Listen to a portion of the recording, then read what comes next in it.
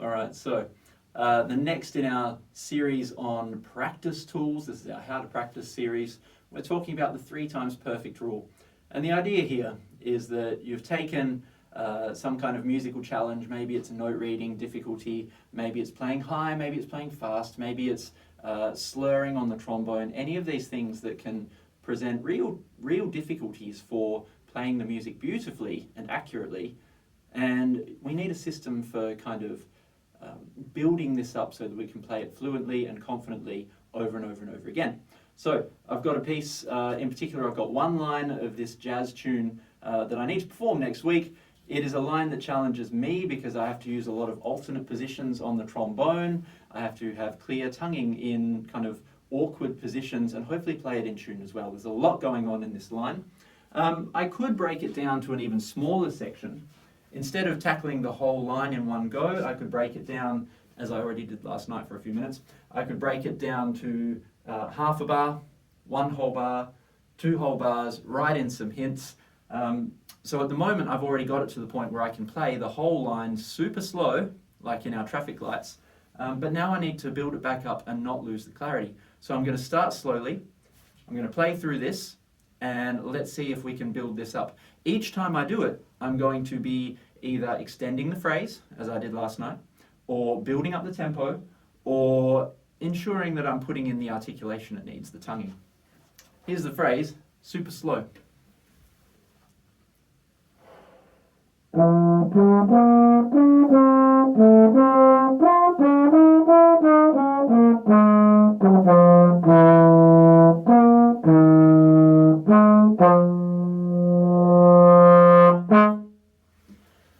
And you can hear there's dynamics at the end there, there's a swell, there's a short accent on the final note, there's some double tonguing, ta, tika ta, ta, while moving downwards chromatically. That means moving the slide 4th, 5th, 6th, 7th.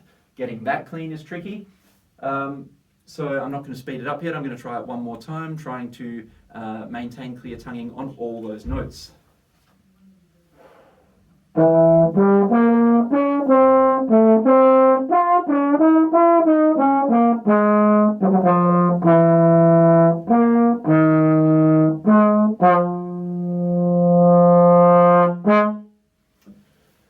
That was pretty good, the very highest note. I'm not 100% happy on that, but it's 99% of the way there.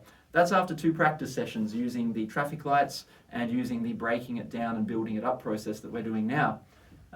So I go for 3 times in a row, that good. I'm going to call that perfect. It's 99%, that is close enough to perfect. Here it is a second time.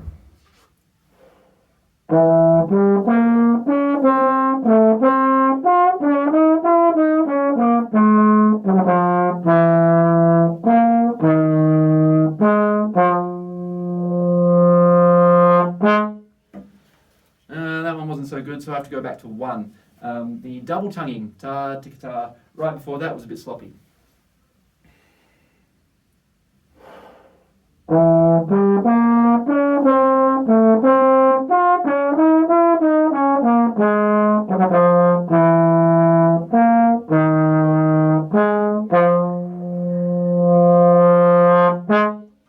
That was really good. That's 1.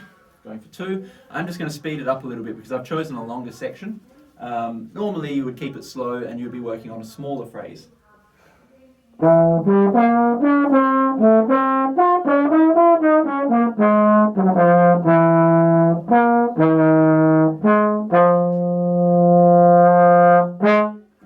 Yep, good. That's second time correct. Third time, and then we know we're ready to really bump up the tempo a bit.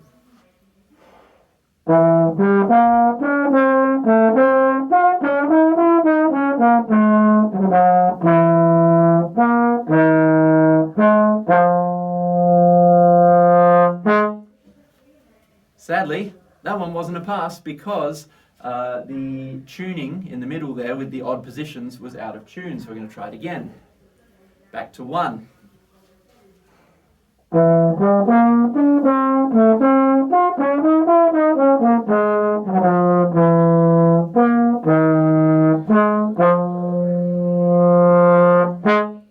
Two.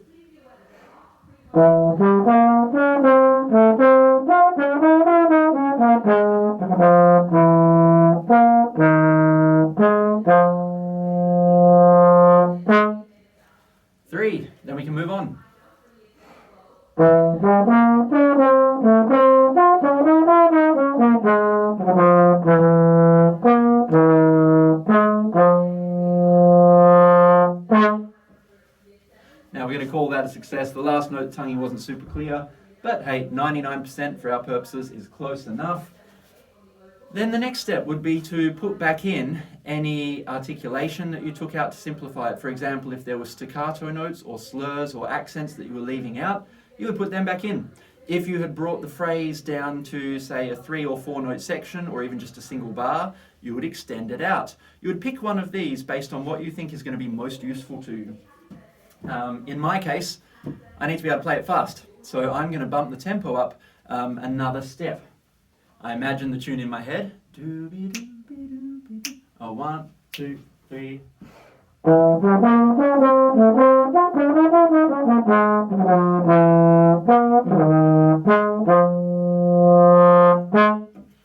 I need to fix the tonguing. That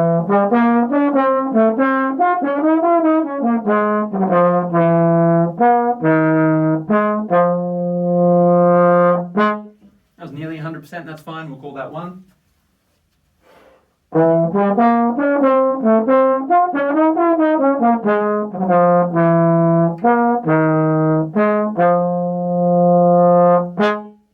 That was better, that's 2. Same tempo, not speeding it up yet.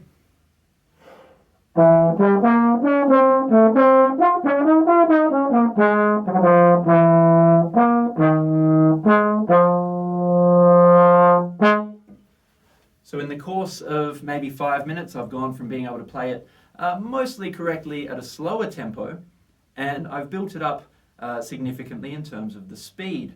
I've also got my double tonguing, ta, tika, ta, ta. I've got that coming out a bit more clearly, and the tuning's pretty good all the way through there. The slide positions, they're mostly in the right place.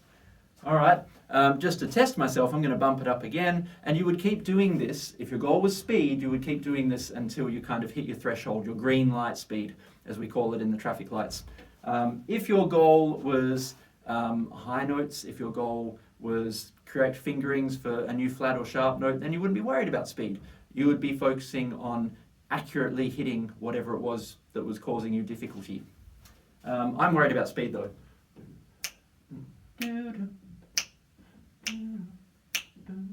About there is the full speed. 1, 2, 3.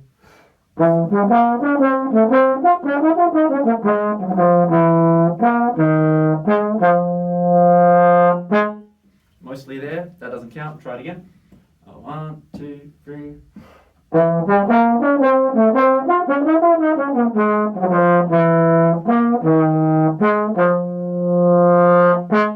That was good, that's 1.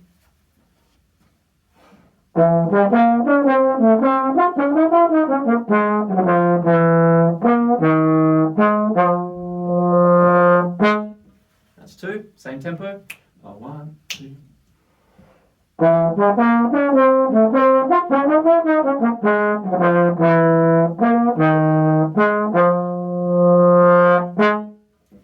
And that's 3.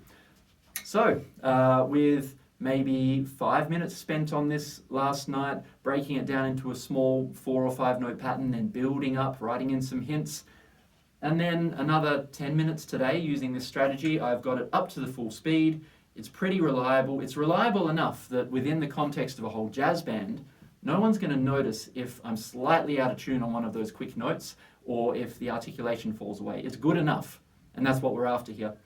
I have read years ago, there's a very, very accomplished symphonic trombonist called Douglas Yeo from, I think at the time he may have been in Chicago Philharmonic Orchestra or something like that, and he used the get it right 10 times in a row to master it concept.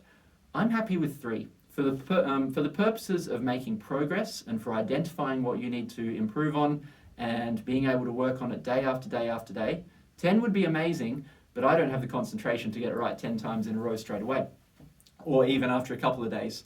It would take me a long time to be able to play this perfectly 10 times in a row, or maybe it wouldn't. Maybe my 3 times perfect rule is just a stepping stone to being like Douglas Yeo and being able to do it 10 times perfectly. There's something for me to consider.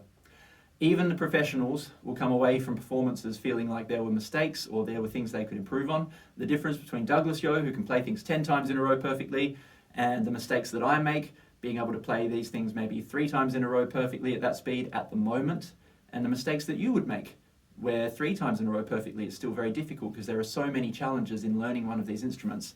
Everyone makes mistakes, it's just the significance of those mistakes. We may not notice Douglas Yeo's mistakes, but he does. You may or may not notice my mistakes, but I do. And you may notice all of your mistakes, and other people may notice some of your mistakes as well, but over time, you will develop until even the things that bother you, they aren't even noticeable for an audience. So good luck. Use your combinations of strategies, work out what fits for you best. That's an example of the 3 times perfect rule. Good luck.